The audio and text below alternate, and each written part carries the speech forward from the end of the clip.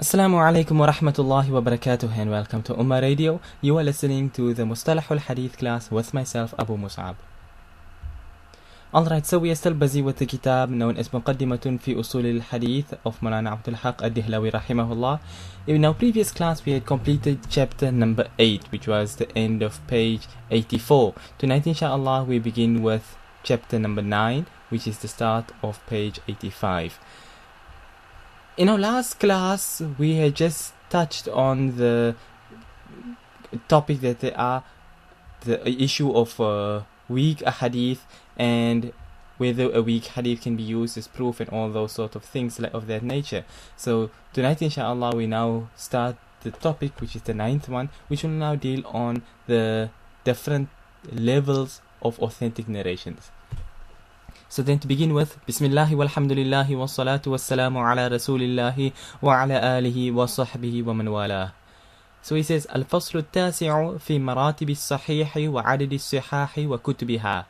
He says the 9th chapter, it deals with maratibu al-Sahih, the different, maratib, plural of the word martaba, the levels of Sahih. And wa adadu al-Sihah, the different types of the sihah that you get, wa kutubiha, and the books of, basically what it's telling you is that there are different books of authentic hadith, or rather different books of hadith which contain authentic hadith, and that all hadith may be, a number of them may be authentic, but within themselves they differ in levels. So you'll see now in a moment what exactly is meant by that. So we move on to the first point, which he says here, Sahih al-Bukhari a'la sihah. That Sahih, the kitab known as Sahih al-Bukhari, it is the highest level of authenticity. When it comes to the topic of sihah, when we talk that the hadith are sahih, then those which are found in Bukhari are the most authentic. So he says now, لما تفاوتت مراتب الصحيح والصحاح بعضها أصح من بعض. He says, now that we've established that there are differing levels when it comes to sihha, all may be authentic, but there are different levels. And وَالصِّحَّاحُ بَعْضُهَا أَصَحُّ مِنْ بَعْضٍ, that some authentic hadith are more authentic than others. Again, like I say, both are authentic, but one is more authentic than the other. So he says, فَعْلَمْ أَنَّ الَّذِي تَقَرَّرَ عِنْدَ جُمْهُورِ الْمُحَدِّثِينَ أَنَّ الصَّحِيحَ الْبُخَارِي مُقَدَّمٌ عَلَى سَائِرِ الْكُتُبِ الْمُصَنَّفَةِ.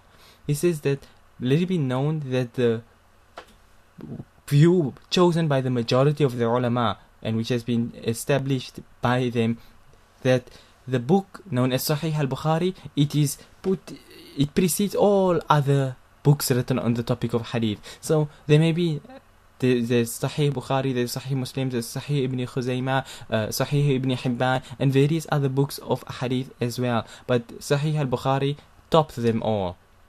He says, حتى قالوا أصح الكتب بعد كتاب الله تعالى صحيح البخاري.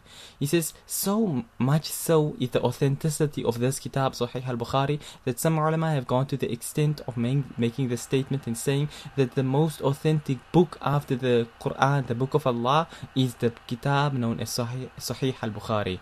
In fact, if my mind does not mistake me, then Imam Ash-Shafi'i rahimahullah made this very same statement actually regarding the Muwatta of Imam Malik rahimahullah. Now, someone posed the question and asked that why the Muwatta of Imam Malik and not Sahih al-Bukhari? The reason being is that in the time of Imam Ash-Shafi'i rahimahullah, Imam Bukhari rahimahullah had not yet been born. So the kitab that Imam Ash-Shafi'i rahimahullah had access to was the Muwatta of Imam Malik rahimahullah. If Imam Ash-Shafi'i rahimahullah was born at a later time after the kitab Sahih al-Bukhari had been written, then he too would have held the opinion that Sahih al-Bukhari is the most authentic book of hadith. So what Imam Ash-Shafi'i rahimahullah had commented on was the books of hadith which were written during his time. That is why after the books of hadith were written, Sahih al-Bukhari, Sahih Muslim and everything else, the ulama, the majority of them were all unanimous that this book, Sahih al-Bukhari, is the most authentic book of hadith which can be found. We move on further. He says, وجه ترجيح صحيح مسلم عند بعض المغاربة. He says that the when you're making tarjih, that the reason, or rather I should say the reason why Maghariba is plural of the word Maghrib. So if you the people in English would call it now the Maghribis, meaning people from the Islamic Maghrib, which is Algeria, Morocco, this area over here. So why do certain ulama from the Islamic Maghrib, why do they hold the viewpoint that Sahih Muslim is more authentic than Sahih al-Bukhari? So this is what he's trying to explain over here. Okay, the question, not west, I thought that was Maghrib. Yes, Maghrib does mean west, but when you are speaking in the, if you look at the, in fact, if you ever heard maybe Abu Usama al-Maghribi and people like this called al-Maghribi, it's not that they come from the west, but rather that they come from Morocco, Algeria, and these sort of areas over here. So if you open a map in Arabic and you look at Algeria, these places here, then it will be called Al-Maghrib. Like you'll find Khurasan, Sham, and things of this sort. So this area with Morocco and Algeria is termed as being Al-Maghrib. So when we talk here about the Maghariba, it's the plural of the word, as you would say, Al-Maghribi.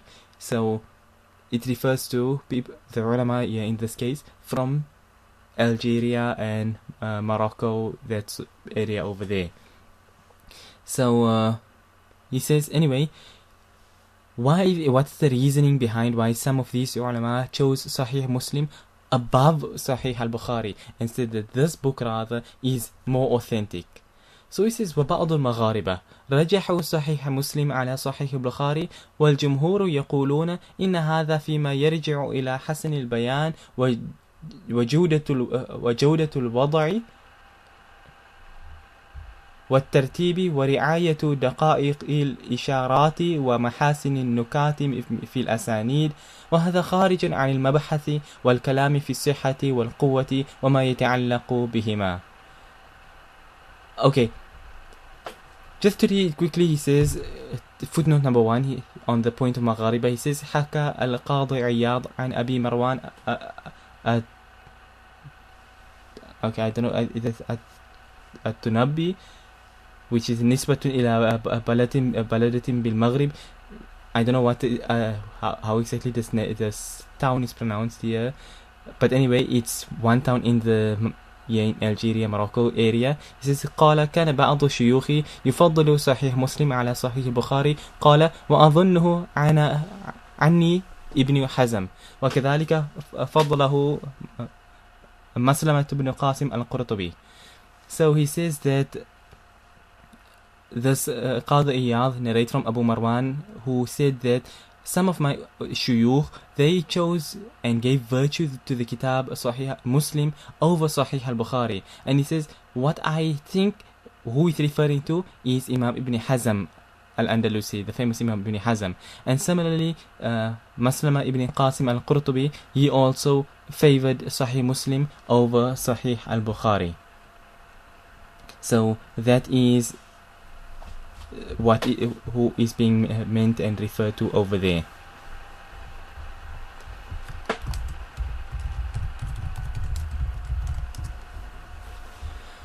Okay, so that was just on the point of the Maghribis over here. But anyway, coming back to the book over here. So he says, وَبَعْضُ الْمَغَارِبَةِ, some of these Maghribis, they gave preference to Sahih Muslim over Sahih al-Bukhari, while the majority of the ulama, they say, إِنَّ هَذَا فِيمَا يَرْجِعُ إِلَى حُسْنِ الْبَيَانِ, that this, what they are referring to here, is the Husn al-Bayan, the, the nice method of how the things is laid out, and the, like the stops, the minute details, how nicely it's been written, how the sanads has been laid out, more like, I would call it, you can say, from a printing perspective, from that angle. This is what these people were referring to. So he says that هذا خارج عن المبحث والكلام في الصحة, that all of these things that they are talking about, it's written nicer, the dots are better, the headers and things are set out in a nicer manner, topics and stuff like this here, you can open up to a particular chapter and topic where Sahih al-Bukhari may be putting it in a different manner, stuff of that sort. So this is what they had given preference to. So anyway, he says, Malana Abdul Haq Ad-Dihlawi rahimahullah, he says that this is kharijun anil mabahathi wal kalam. This is something separate from what we are actually dealing with regards to authenticity and the strength and these sort of things which relate to the authenticity of a hadith. So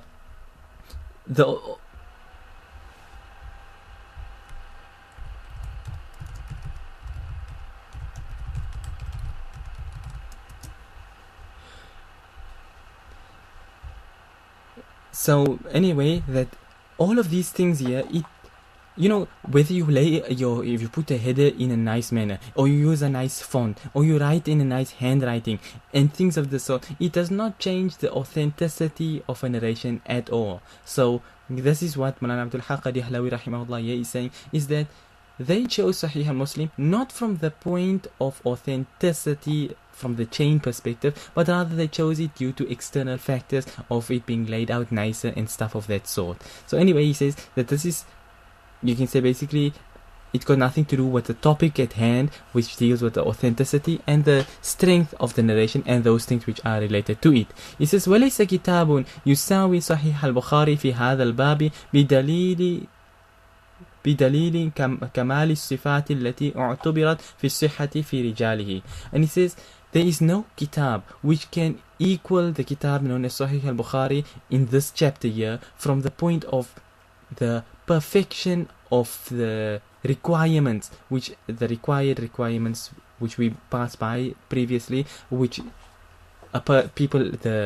basically when it comes to the topic of what criteria needs to be met in order for a hadith to be considered as sahih, then these criteria and conditions are met in the most perfect way in the kitab known as Sahih al-Bukhari, and from that angle there is no other kitab of hadith which can equal this kitab Sahih al-Bukhari. That is what he is saying. So on that basis, the majority of the ulama came to this conclusion here, that there is no more authentic book of hadith than the kitab known as Sahih al-Bukhari.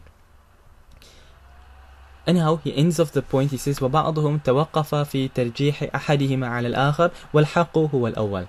He says that some of the ulama, they make tawaqquf. They don't take a particular stance when it comes to choosing one kitab over another. Meaning they don't choose Sahih Bukhari over Sahih Muslim, nor do they choose Sahih Muslim over Sahih al-Bukhari. But he says, so this is the view of some of them, but وَالْحَقُّ هُوَ الْأَوَّلِ. But the truth and the reality is that the first view, that Sahih al-Bukhari is the most authentic, that is the correct view. So anyway, now what this point here is basically told you is that the most authentic book of hadith is the kitab known as Sahih al-Bukhari. Now we go on to the different levels of authentic hadith. As you saw in the heading of this chapter, we're dealing with the different levels. All are authentic, but they differ in levels of authenticity. So the first type, he says, al-muttafaq alayh. He says, al-muttafaq alayh, translated, it means agreed upon. He says, wal-hadith alladhi اتفق البخاري ومسلم على تخريجه يسمى متفقا عليه. He says the hadith which Imam Bukhari and Imam Muslim rahimahumullah, both of them agree upon, meaning both of them have reported this hadith, then this hadith is termed as being متفق عليه. And he says وقال الشيخ بشرط أن يكون على عن صحابي واحد. The Shaykh, which is Imam Ibn Hajar rahimahullah, Imam Ibn Hajar rahimahullah puts down this condition, that the condition is that both Imam Bukhari and Imam Muslim must be reporting this hadith from the same Sahabi. So it don't matter if Imam Bukhari reports it from maybe Hazrat Abu Huraira radiyallahu anhu, while Imam Muslim rahimahullah reports it from perhaps Hazrat Umar radiyallahu anhu. So it's reported from two different Sahaba, so this would not be termed as being muttafaqun alayh. But let's say the famous hadith of إِنَّمَا الْأَعْمَالُ بِالنِّيَّاتِ. This hadith is in both Bukhari and it's in Muslim, and both has been reported from Hazrat Umar radiyallahu anhu. So this hadith is muttafaqun alayh. That is what we are dealing with here. Okay, now actually, even over and above this point over here, the most authentic of a hadith would actually be those which are mutawatir. They go far beyond this muttafaqun alayh, but we're just dealing with the general hadith now, so therefore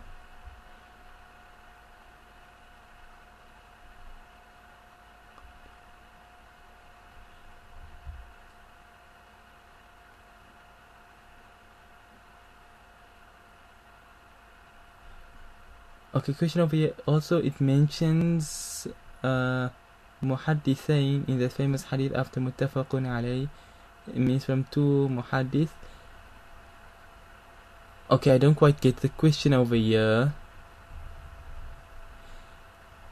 Most likely, what you're referring to is maybe in the one particular print of a book, it would mention the Shaykhain or something of the sort like that, referring to Imam Bukhari and Imam Muslim, rahimahumullah.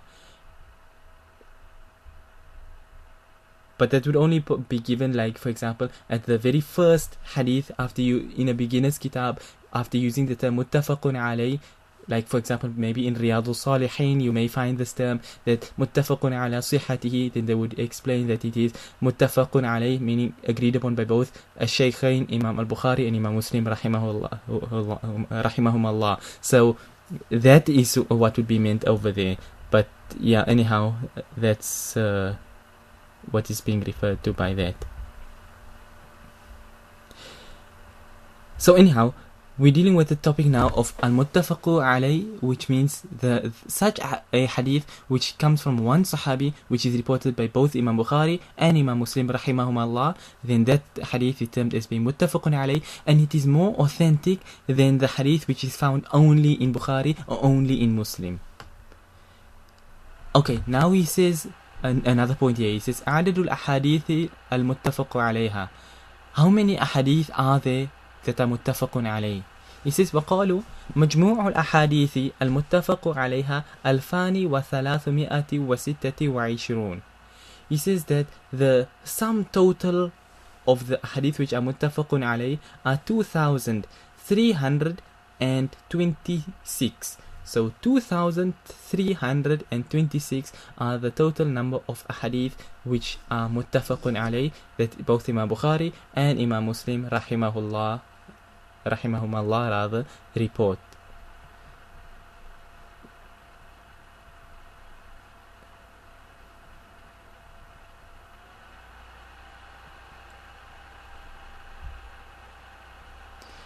Okay, question again. How many ahadith? The number is 2326. Okay, question over here. And they have the same chains. On that point, I was actually just about to read footnote number 2, so your question will be answered here in footnote number 2. He says here, صرح الحافظ ابن حجر في فتح الباري أن عدة ما في البخاري من المتون الموصولة بلا تكرار. He says that Imam Ibn Hajar al-Asqalani rahimahullah is mentioned in Fath al-Bari that the number of hadith in Bukhari which are without repetitions are 2602, and which are, as you can say, they are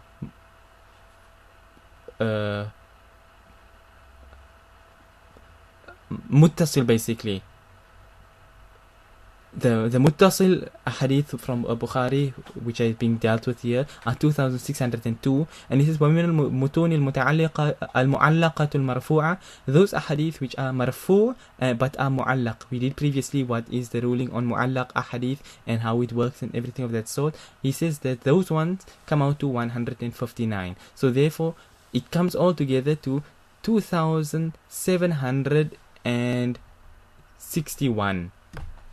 And he says وأن عدة أحاديثه بالمكرر وبما فيه من التعليقات والمتابعات واختلاف الروايات comes to 9, and the amount of ahadith with the repetitions and all the ta'liqat and the اختلاف الروايات and the follow-up supporting narrations, all of it, it comes down to 9082. And he says وهذا غير ما فيه من الموقوف والمقطوع, and this is excluding what is mawquf and maqtu. So okay, no, it's not quite the same topic of the chains, but in any case, so on the topic of are these hadith which are muttafaqun alayh, are they the same chains? No, it's not necessarily that they have the same chain.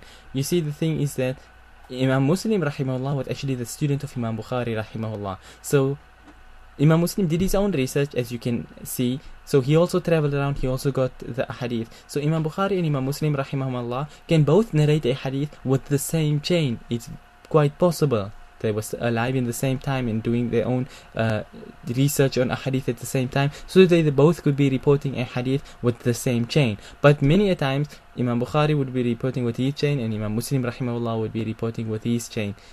They'd link up most likely later on in the chain, but they'd have maybe 1-2 different people that Imam Bukhari heard from so and so, who heard from a different person. Imam Muslim would have heard from a different person who heard from so and so. So that's how they would end up the chains linking up. So technically, from an angle, they have the same sanad, because after all, it's linking up into one again.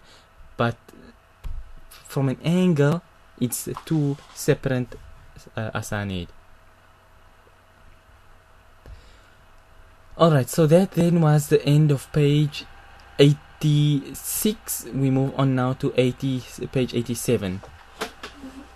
Which is a new topic. He says Darajatu Sihah, that the levels now of of authentic or rather I should say on the levels of authenticity of a hadith. All are authentic, but they go in this particular order. This is wabil jumla. If we now put it into perspective, he says, number 1, mattafaqa alayhi shaykhani muqaddamun ala ghayrihi, that the highest level is that which are muttafaqun alayhi by both Imam Bukhari and Imam Muslim rahimahumullah. They are muqaddamun ala ghayrihi, they are given preference over and precedence over all other narrations. Then number 2, the one which is just below that one, is ثم ما تفرد به البخاري. If you find a hadith which is not muttafaqun alayhi and it's only reported by Imam Bukhari rahimahullah, then this one comes in second place. Number 3, ثم ما تفرد به مسلم. In third place will be those ahadith which Imam Muslim rahimahullah reports alone, which is not reported by Imam Bukhari rahimahullah. That it would take third place. The fourth one, he says ثم ما كان على شرط البخاري ومسلم. In fourth place will be such a hadith which meets the criteria of both Imam Bukhari and Imam Muslim rahimahumallah. It has not been reported by them, but it meets the criteria that they had put down, this particular criteria over here. So that would such a hadith would now take fourth place. In fifth place, he says ثم ما هو على شرط البخاري. If you find a hadith now, it's not in Bukhari and Muslim, it's not in Bukhari, it's not in Muslim, it don't meet the criteria of Imam Bukhari and Imam Muslim together, then but it meets the criteria of Imam Bukhari rahimahullah alone, then this one would take fifth place. In sixth place, he says ثم ما هو على شرط مسلم. If it don't meet Imam Bukhari's criteria, it's now a level lower, then this would take sixth place, which would be the ones which meet the criteria of Imam Muslim rahimahullah alone. And in last seventh place, he says ثم ما هو رواه من غيرهم من الأئمة الذين التزموا الصحة وصححوه فالأقسام سبعة. So number 7, he says, after all of this year of meeting the criteria of both Imam Bukhari and Imam Muslim, then meeting the criteria of Imam Bukhari alone, then Imam Muslim alone, then lastly he says are those ahadith which are reported by the other ai who kept to authentic narration. So they report a hadith which they say it is authentic. وَصَحَّحُوهُ, they have graded this particular hadith to be sahih. Then in this case, this hadith would take 7th place.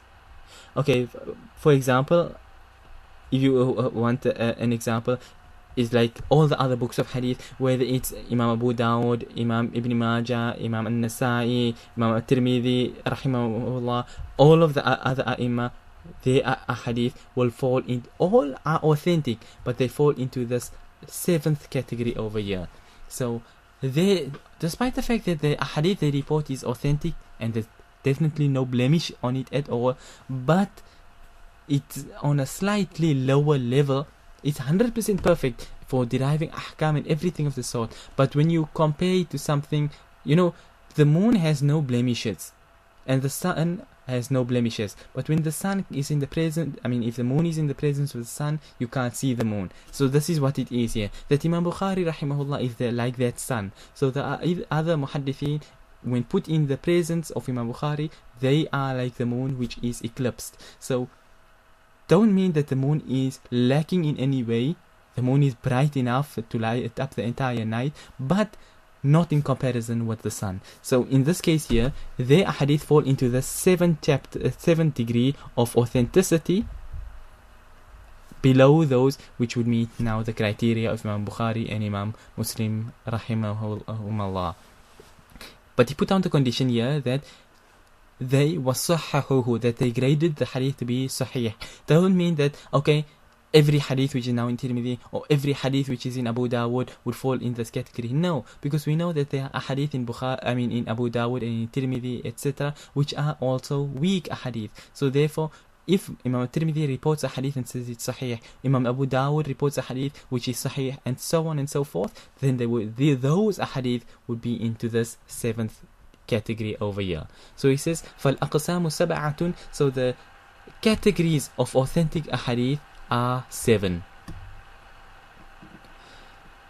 Alright, now he moves on to explaining what are the conditions of or the criteria of Imam Bukhari and Imam Muslim, to understand now what just mentioned of these 7 levels. So he says, معنى شرط البخاري ومسلم. What is the meaning of the hadith meeting the criteria of both Imam Bukhari and Imam Muslim rahimahumullah? He says, والمراد بشرط البخاري ومسلم أن يكون الرجال متصفين بالصفات التي يتصف بها رجال البخاري ومسلم من الضبط والعدالة وعدم الشذوذ والنكارة والغفلة. He says what is meant when we say a hadith meets the criteria of Imam Bukhari and Imam Muslim is that the rijal, the narrators in the chain, they have to be described with the characteristics which the narrators which are found in Sahih Bukhari and Sahih Muslim, which basically what Imam Bukhari and Imam Muslim put down as conditions to accept a hadith, that the person has to be trustworthy, his dhabt has to be there, it must not be shadh, he must not be reporting munkar a hadith, he must not have a forgetfulness, and all these sort of things here. When a hadith meets that criteria, then it's termed to be ala sharti al-Bukhari wa Muslim. For example, he says, وقيل المراد بشرط البخاري ومسلم رجالهما أنفسهم، والكلام في هذا طويل ذكرناه في مقدمة شرح سفر السعادة. He says some other ulama, they are of the opinion that when the term is said that it has to meet the criteria of Imam Bukhari and Imam Muslim, then they say that no, the actual people that Imam Bukhari and Imam Muslim rahimahullah report from, these people have to report a hadith. So let's say for example, Qutayba ibn Sa'id is a reporter, Imam Bukhari, Imam Muslim rahimahumullah both report from. So in this case, we know, okay, from the adl and dhabt and that perspective, we know his top class is acceptable and everything of the sort. So this is what the majority would say, that even though it's not Qutayba ibn Sa'id, it's some other person, but he's also reliable and trustworthy, that meeting the criteria that Imam Bukhari and Imam Muslim rahimahumullah laid down, then such a hadith would be ala shart al-Bukhari wa Muslim. But other ulama, some they hold the opinion that no, Qutayba ibn Sa'id himself and all these others that Imam Bukhari and Imam Muslim rahimahumullah reported from, they themselves have to be the reporters of this other hadith in order for it to be considered to be ala shart al-Bukhari wa Muslim. But he says the kalam, the discussion regarding this topic is very lengthy, and we've explained it and mentioned it in the muqaddimah of Sharh Safar al-Sa'ada. The kitab Safar al-Sa'ada is mentioned there in the muqaddimah.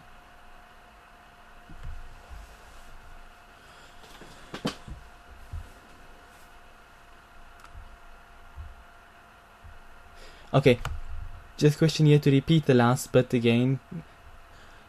Okay, what was meant over here, we were dealing with the topic of a hadith being ala shart al-Bukhari wa Muslim. So there's a difference of opinion over here that what is termed as being ala shart al-Bukhari wa Muslim. The majority of the ulama say, we did the definitions earlier, that Kamalul Dhabt and Adala and all those things like that, that he must not be a person who prone to forgetfulness, he must be a person who has the full grasp of the hadith, is able to narrate it like he heard it, all those sort of things. So those criteria which Imam Bukhari and Imam Muslim rahimahumullah placed down. When a man meets those criteria, that here you come along and across a new person, this hadith has not been reported by Imam Bukhari or Imam Muslim, but this man over here meets the criteria that if Imam Bukhari was here, he would have reported a hadith from this person. That is what we are speaking about, that if such a person comes along meeting their criteria, then we would say the hadith which this man reports is ala shart al-Bukhari wa Muslim. Some other ulama, they hold a different opinion, and they say that no, those people themselves that Imam Bukhari rahimahullah and Imam Muslim rahimahullah reported from, like say they reported from about 4,000 people, then someone from those 4,000 people must actually be the ones who report this hadith. Meaning that Imam Bukhari didn't hear every hadith. Okay, let's take for example Imam Qutayba ibn Sa'id. Imam Bukhari rahimahullah reports from him, but now Imam Qutayba ibn Sa'id reports a hadith which Imam Bukhari rahimahullah does not report from him. Meaning Imam Bukhari never heard this hadith from him. So therefore this hadith would be termed ala shart al-Bukhari wa Muslim, meeting both the criteria of Imam Bukhari and Imam Muslim. And it's just simply the fact that Imam Bukhari rahimahullah hadn't heard this one particular hadith. So that is where the difference of opinion lie. But the majority of the viewpoint that the person just has to meet the criteria, and it is not necessary that he has to actually be the someone that Imam Bukhari and Imam Muslim rahimahullah actually reported from. Alright, so that was that point over there on the topic of the ala shart al-Bukhari wa Muslim.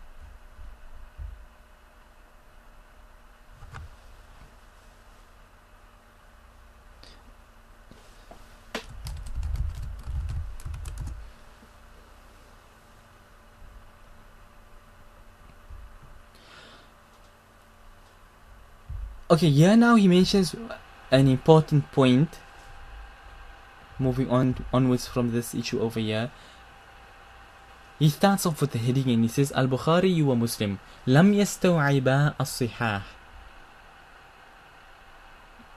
He says that the books of as you can say Sahih al-Bukhari and Sahih Muslim, these two books here do not contain all the authentic ahadith, meaning there are ahadith which are not found in these two books which are also authentic. Now some people today, they've been led astray and they seem to think that if a hadith is not in Bukhari or Muslim, then the hadith can't be authentic. There must be some flaw in the hadith, otherwise it would have been in these two kitabs over here. But that is a flawed mindset. The correct opinion and the correct view is that there are numerous authentic hadith which are not found in Bukhari and Muslim.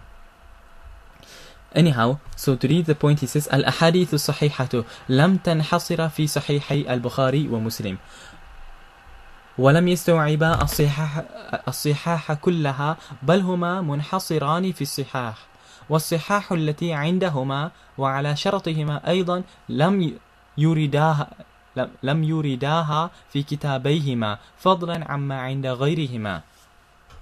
He says that the authentic ahadith are not restricted to only those which are in Sahih Bukhari and Muslim, nor are all the authentic ahadith only to be found in these two books, but بل هما منحصران في الصحاح, but rather it's the opposite way around, that Sahih al-Bukhari and Sahih Muslim consists of some of the authentic ahadith, that the authentic ahadith are you can say the larger picture, and Sahih Bukhari and Sahih Muslim fits into as part of that picture over there. It's not the whole thing. Not okay. Make it just clear that he's not saying that there are weak ahadith in Bukhari and Muslim. No, he's saying that there are ahadith which are authentic, which are not found in Bukhari and Muslim, and that does not mean that there is any weakness in the hadith as a result of that.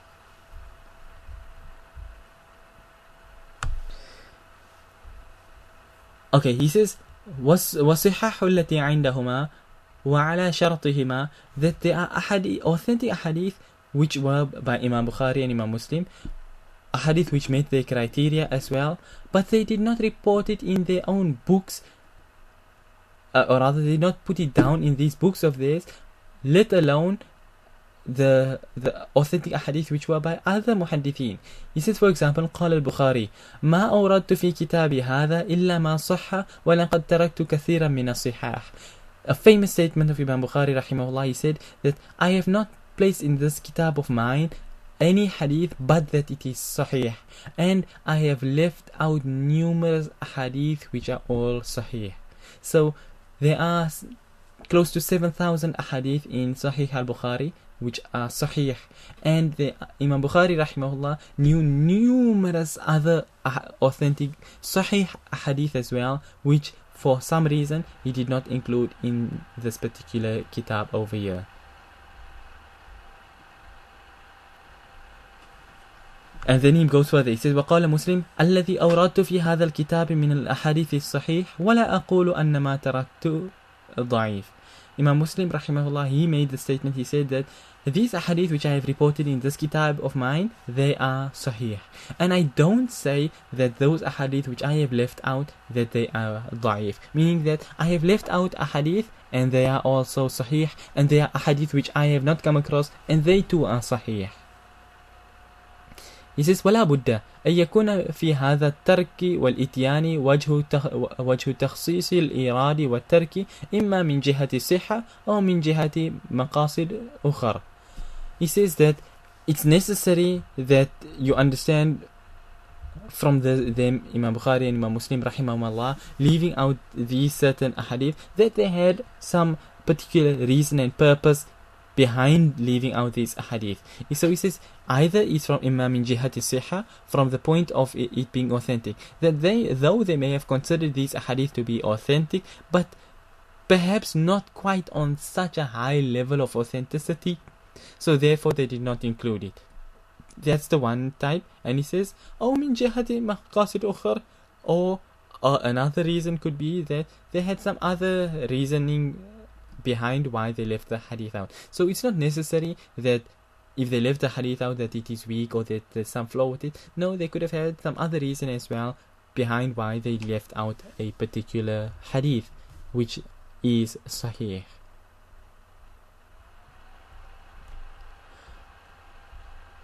Alright, so one more point we can do on here, because this topic still goes on for a bit. So we just deal with the topic here of the Mustadrak of Imam al-Hakim. The actual full name of this kitab is Al-Mustadrak ala al-Sahihain lil-Hakim.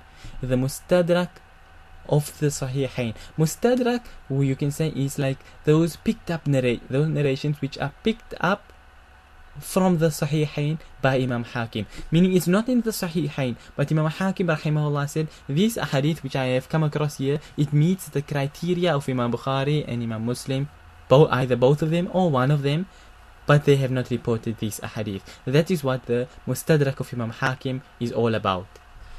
So he says والحاكم أبو عبد الله النيسابوري صنف كتابا سماه المستدرك بمعنى أن ما تركه البخاري ومسلم من الصحاح أورده في هذا الكتاب وتلافي واستدرك بعضها على شرط الشيخين وبعضها على شرط أحدهما وبعضها على غير شرطهما.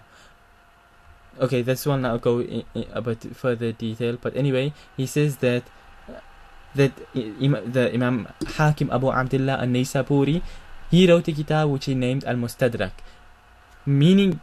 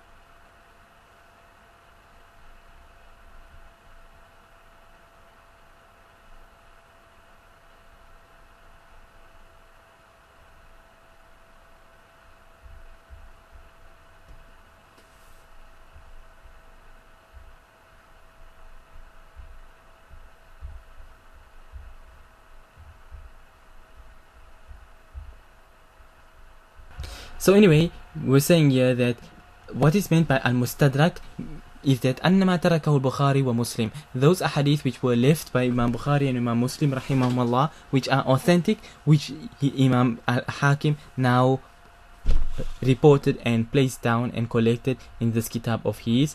And some of the hadith which he found are of the meets the criteria of both Imam Bukhari and Imam Muslim.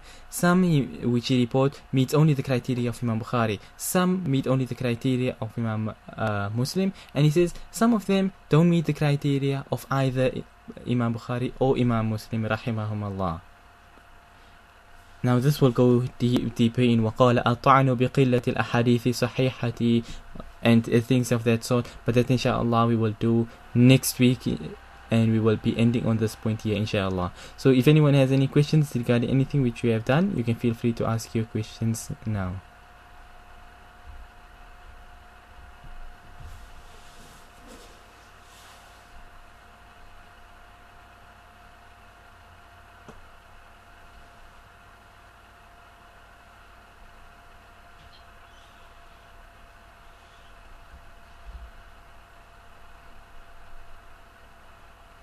Okay, question over here. Where do female narrators fit into all of this?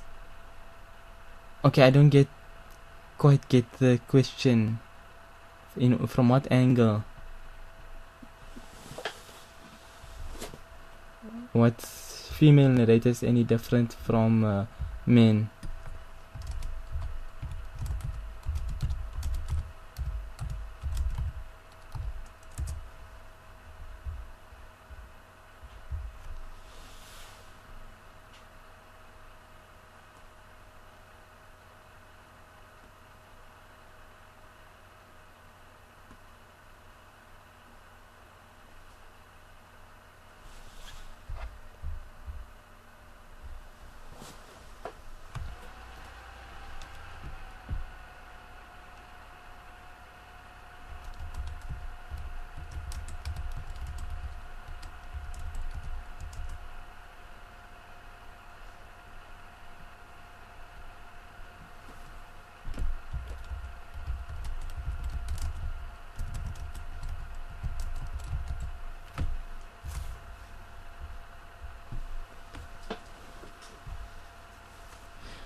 Okay, question here that is everything the same for female narrators? It's just that there hasn't been anything mentioned about them. Yes, everything.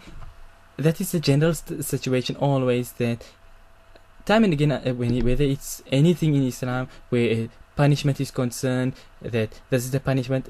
In the Quran Allah mentions, for example, this thing or that thing. If you do this or that, this will be the result. Or you do this good thing, you will go to Jannah, or you'll get this reward. The examples given the majority of the time are masculine examples. Doesn't mean that it don't apply to women, that no, if a woman do this, she won't be punished, or she won't get reward and stuff like that. So in a like manner here, it's not necessary to single out female narrators, because they just go exactly along like male narrators. Whatever conditions were placed down for male narrators, the exact same conditions apply for female narrators as well.